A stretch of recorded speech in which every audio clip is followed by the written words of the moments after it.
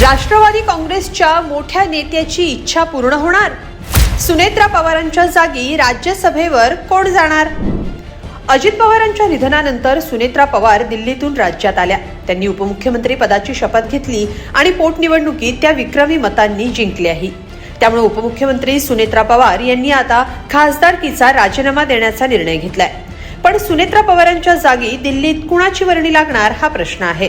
राष्ट्रवादी काँग्रेसकडून राज्यसभेवर कुणाला पाठवलं जाणार याबाबत राष्ट्रवादी काँग्रेस अजित पवार पक्षात चर्चा सुरू आहे. अर्थातच खासदारकी मिळवण्यासाठी पक्षात इच्छुकांची भाऊगर्दी आहे. पार्थ पवारांना राज्यसभेवर पाठवल्यानंतर आता जय पवारांना संधी दिली जाणार का याकडेही सगळ्यांचं लक्ष लागलंय. पण पक्षांतर्गत अनेकांनी राज्यसभेवर वर्णी लागण्यासाठी देव पाण्यात ठेवलेत.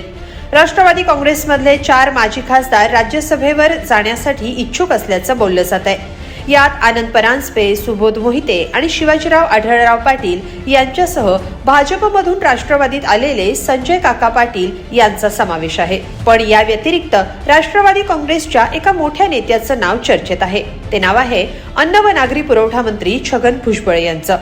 राज्याचे अन्न व नागरी पुरवठा मंत्री छगन भुजबळ हे राष्ट्रवादीचे ज्येष्ठ नेते आहेत. पक्षाचा ओबीसी चेहरा आणि लढवय्ये नेते म्हणून त्यांची ओळख आहे. समता परिषदेच्या माध्यमातून त्यांनी राज्यात ओबीसींचे मेळावे घेतलेत. त्यामुळे देशपातळीवर त्यांचा उपयोग होऊ शकेल असं बोललं जात आहे. जातीचं समीकरण साधण्यासाठी भुजबळ यांना राज्यसभेवर पाठवलं जाण्याची शक्यता आहे. सोबतच गेल्या लोकसभा निवडणुकीच्या वेळी छगन भुजबळ यांना भाजपचे नेते अमित शहा यांनी निवडणूक लढवण्यास सांगितलं होतं असा दावा भुजबळ यांनी केला होता.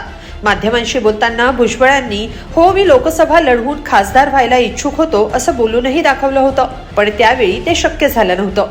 लोकसभा निवडणुकीच्या वेळी भुजबळ यांची संधी हुकली असली तरी राज्यसभेसाठी त्यांचं नाव पुन्हा चर्चेत आलंय. असं झालं तर नाशिकच्या स्थानिक राजकारणातही बदल होऊ शकतात. जर भुजबळ दिल्लीत गेले तर येवला मतदारसंघाची सूत्र सांभाळण्याची जबाबदारी माजी खासदार समीर भुजबळ यांच्याकडे जाऊ शकते. त्यांनी तशी तयारीही सुरू केली आहे. गेल्या वर्षभरापासून समीर भुजबळ येवला मतदारसंघात तळ ठोकून असल्याचं बोललं जात आहे.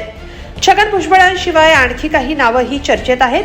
यात पार्थ पवार यांचे निकटचे म्हणून अविनाश आदिक आणि विक्रम काकडे यांची नावं आघाडीवर आहेत. अजित पवारांनंतर पार्थ पवारांच्या शब्दाला पक्षात महत्त्व असल्यानं कुणाच्या नावावर अंतिम फैसला होतो हे पाहणं महत्त्वाचं असेल. आता सुनेत्रा पवार त्यांच्या जागेवर यातल्या कोणत्या नेत्याला पाठवणार की धक्कातंत्राचा अवलंब करत आणखी कोणतं नवं नाव समोर येणार हे पाहावं लागेल. तुम्हाला काय वाटतं? कमेंटमध्ये नक्की लिहा आणि lokmat.com ला सबस्क्राईब करा. धन्यवाद.